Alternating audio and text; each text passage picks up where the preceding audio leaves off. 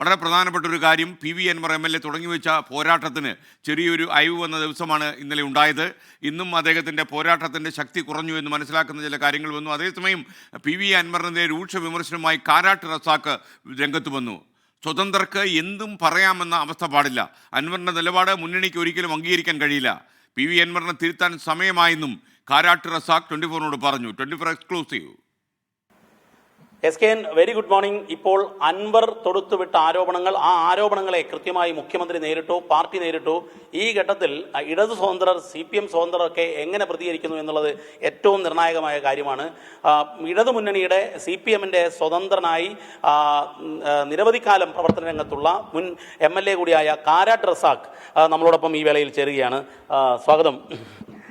ഏറ്റവും പ്രധാനപ്പെട്ട കാര്യം, ഇപ്പോൾ സ്വതന്ത്രർ എടുക്കുന്ന നിലപാട് വലിയ തലവേദനയാവുകയാണ്. പ്രത്യേകിച്ചും ഇപ്പോൾ പി.വി. അൻവറിൻ്റെ നിലപാട് നമ്മൾ കണ്ടു, വലിയ വിവാദമായി. ഒടുവിൽ CPIM-ഉം മുഖ്യമന്ത്രിയും തള്ളിപ്പറയേണ്ട സാഹചര്യത്തിലേക്ക് എത്തി. അങ്ങ് എങ്ങനെയാണ് ഇതിനെ കാണുന്നത്? അൻവറിനെ സംബന്ധിച്ചിടത്തോളം ഇന്നലെ വരെ പറഞ്ഞ കാര്യങ്ങളൊക്കെ ശരിയായിരിക്കാം. പക്ഷേ ഇന്നലെ മുഖ്യമന്ത്രി വാർത്താ സമ്മേളനത്തിൽ പറഞ്ഞതും ഇന്ന് പാർട്ടി പറഞ്ഞ കാര്യങ്ങളും അത് മുഖവിലക്കെടുക്കേണ്ട സമയം വളരെ അധികം അതിക്രമിച്ചിരിക്കുന്നു.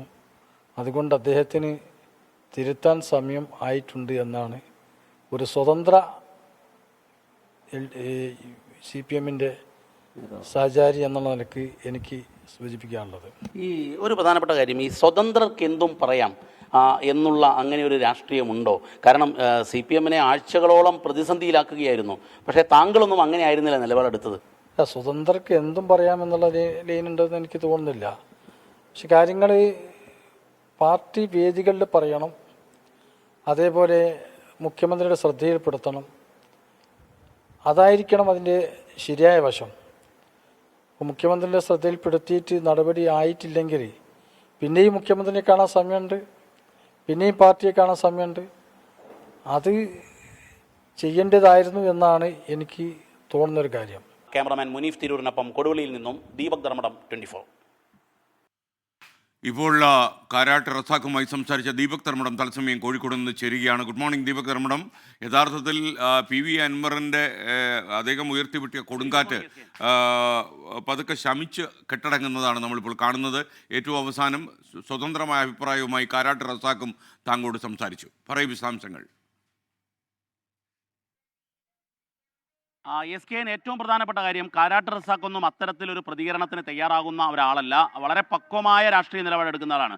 പക്ഷേ അദ്ദേഹം പോലും രൂക്ഷമായി അൻവറിനെ വിമർശിക്കുന്നു എന്ന് പറയുമ്പോൾ ഇടത് സ്വതന്ത്രരിൽ, CPM സ്വതന്ത്രരിൽ ഈ അൻവർ ഉയർത്തിയ പ്രശ്നങ്ങൾ വലിയ രീതിയിൽ അവരെ ഷെയ്ക്ക് ചെയ്തു എന്നുള്ളത് തന്നെയാണ് അത് കാണിക്കുന്നത്. മാത്രവുമല്ല, അദ്ദേഹം പറഞ്ഞത്, ഈ അഭിമുഖ വേളയിൽ അദ്ദേഹം പറയുന്ന ഒരു പ്രധാനപ്പെട്ട കാര്യം, പ്രതിപക്ഷത്തിന് ഒരു ആയുധമില്ലായിരുന്നു സർക്കാരിനെതിരെ, ഒരായുധം ഏറെ കാലത്തിന് ശേഷം ഇട്ടുകൊടുത്തത് അൻവർ ആണ്. പക്ഷേ എന്നാൽ അത് ചായക്കോപ്പയിലെ കൊടുങ്കാറ്റു മാത്രമായി മാറും. ഏതെങ്കിലും രീതിയിൽ മുന്നണിയെയോ സർക്കാരിനെയോ CPM-നെയോ ഇത് ബാധിക്കില്ല. CPM-നും പിണറായിക്കും, മുഖ്യമന്ത്രി പിണറായി വിജയനും അൻവറിനെ പേടിക്കേണ്ട കാര്യമില്ല എന്നുകൂടി അദ്ദേഹം പറയുകയാണ്. അങ്ങനെ നോക്കുമ്പോൾ സ്വാഭാവികമായും ഈ നേരത്തെ ഉണ്ടായിരുന്ന ഒരു വാദം, അൻവറിനൊപ്പം CPIM-ലെ ചിലരുണ്ട്, അതുപോലെ തന്നെ CPM ഇടത് സ്വതന്ത്രരായവർ ഉണ്ട് എന്നൊക്കെയാണ്. ആ ഒരു ഘട്ടം കടക്കുകയാണ്. അൻവറിനെ തള്ളിപ്പറയുകയാണ് ഓരോ നേതാക്കളായി. അതിലേറ്റവും നിർണായകമാണ് സ്വതന്ത്ര MLA ആയിരുന്ന CPM-നൊപ്പം എക്കാലത്തും നിന്നുകൊണ്ടിരിക്കുന്ന ഈ കാരാട്ട് റസാഖിൻ്റെ പ്രതികരണം.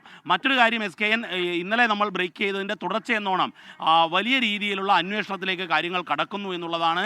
മാത്രവുമല്ല, വളരെ പിൻ പോയിന്റ് ചെയ്തുകൊണ്ട് അൻവറിന് സഹായം നൽകിയ ചില പോലീസ് ഉദ്യോഗസ്ഥരുണ്ട്, അതായത് പോലീസ് സേനയ്ക്ക് തന്നെ എതിരായ ഗൂഢാലോചനയുടെ ഭാഗമായി അത്തരം കാര്യങ്ങളിലേക്ക് കൂടി കടക്കുന്നു എന്ന സൂചന കൂടി നമുക്ക് ലഭിക്കുകയാണ്. SKN.